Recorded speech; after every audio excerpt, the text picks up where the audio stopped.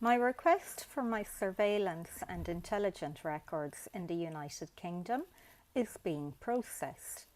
Meanwhile, back in the Irish state, I was asked to provide Martin McGuinness's signature and also his identification, even though he passed away in 2017.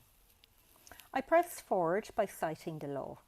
The state's reply gave two indirect admissions: one, such a file exists, and two, my surveillance and intelligence file in Ireland is still active. It was never closed as per the 1998 Good Friday Agreement. This is the root cause of the political persecution both I and my children face since 2018. What's most alarming is the wider truth. The Good Friday Agreement has no policy, no process, and no enforcement mechanism for individuals. Governments can enforce it against each other through the European Court of Human Rights, but people like me, a disabled woman and two children, are left in limbo, unable to access the purpose of the Good Friday Agreement. While under asylum, we cannot access the European Court of Human Rights. We are blocked by law. This gap leaves our family completely defenceless. In the absence of a solution, I will try to pursue one with the Frankovich liability in European law for failure of the Irish state to apply the Good Friday Agreement, as both an Irish citizen, a British citizen, and in dual capacity of a British-Irish citizen. If the agreement cannot be upheld for the very people it was created to protect, then it has failed in practice.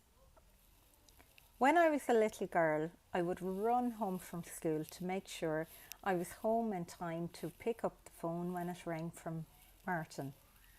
Martin would always say, "Hello, godchild," I mean goddaughter, knowing that it would rise me, and I'd always answer, "Yes, godfather, I know you're trying to rise me."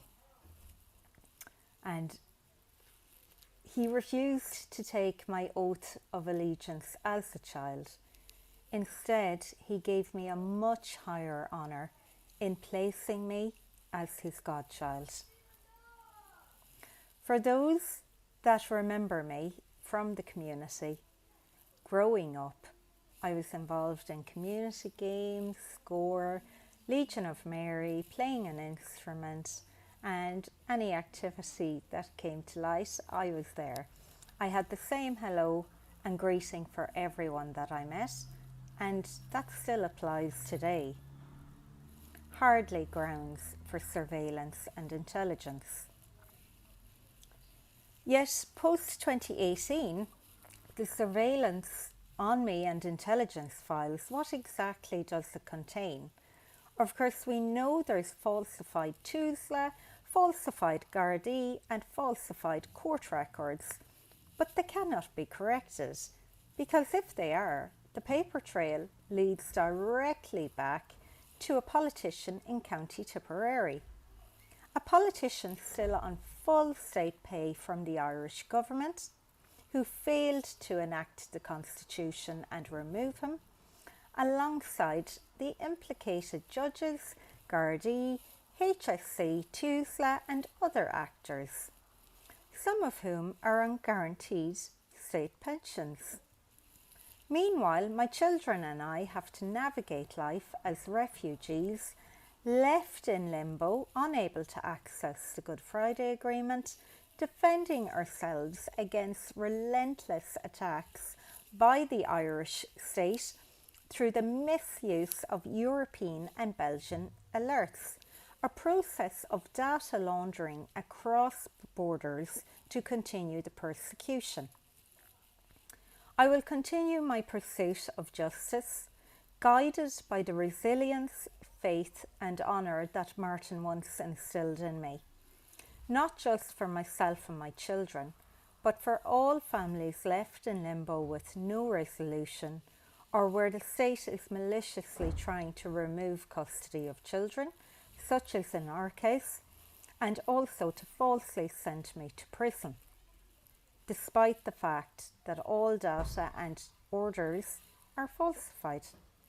I represent women, I represent children, I represent parents, I represent disabled, I represent refugees, I represent asylum seekers, I represent anyone who has been harmed by the Irish state, whether through falsified records in the Gardaí, HSE or the courts.